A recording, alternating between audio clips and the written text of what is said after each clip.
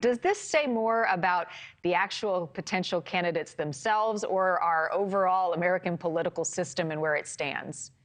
I think it's a little bit of both, Marnie, and people are exhausted. They're tired of fear and angst and frustration really driving conversations and actually preventing us from having the conversations we need to have as a country. And so that's going to be a very interesting thing. We've had a lot of grievance politics. We've had a lot of fear, anger, and angst politics. And it will be interesting to see what the American people have an appetite for rolling into 2024. As you mentioned, people do feel that exhaustion. They feel that fear. And the interesting thing will be, what will the American people do? Will it be a lesser of two evils choice once again, or will people rally behind someone or something to actually have a different kind of conversation in our politics? Boyd, Biden is described as having a wide but shallow support with his base. Trump's support is characterized as deep but narrow. Would you agree with that, and what challenges will each face if that's true?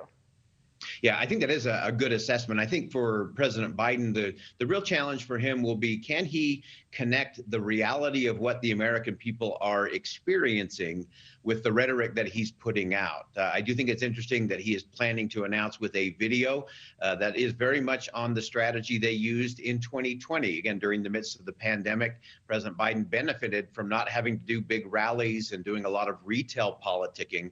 And again, the challenge for the president is, he can talk about numbers, and you can always, twist and tweak the numbers to make them sound right.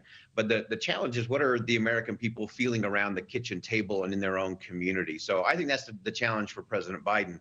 I think for the former president, I think it is a good assessment. It is narrow but deep in terms of those that are on his bandwagon. And will he continue with a grievance populist message that, again, appeals to that narrow but deep band of the electorate? But you can't win with just that in a general election. You can win a primary, easy to win and do that in the spring, but it's tough to win when it comes to the fall. And then you've got the possibility of the third party factor. How would that reshuffle the deck?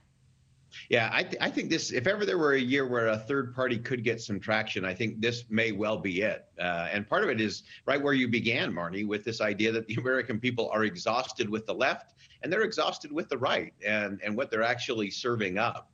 And so I think you could have someone come in that middle lane. I call them the movable middle. It's that center left to center right of the country who don't feel like either Democrats or Republicans are representing them well. And so I think someone could come into that lane this year, and that could make for a very interesting 2024. The indictment against former President Trump was big news when it happened. Play that forward in an election cycle. How does it impact him in the months ahead?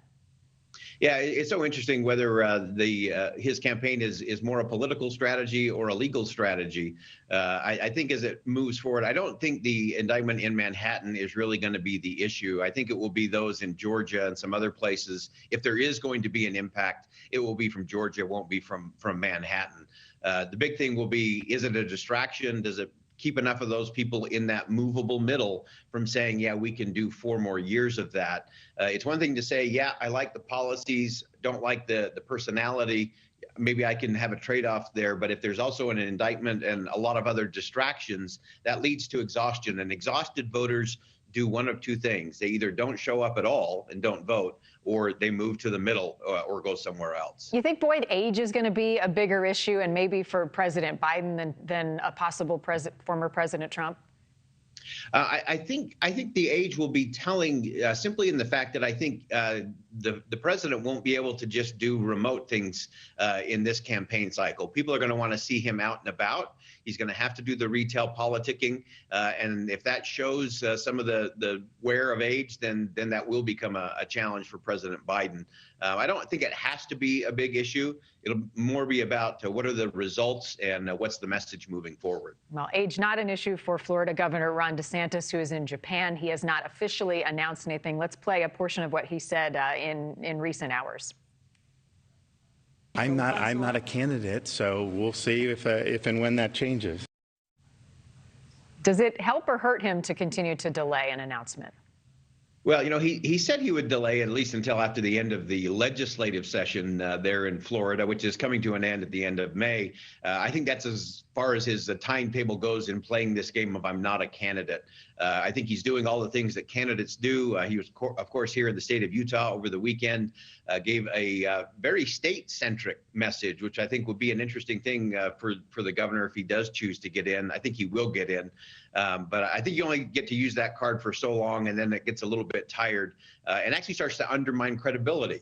And so I think DeSantis will have to make a decision and then move by the end of May at the very latest. Thank you for watching. Go to newsnationnow.com to find NewsNation on your television provider. And don't forget to click the red subscribe button below to get more of NewsNation's fact-driven, unbiased coverage.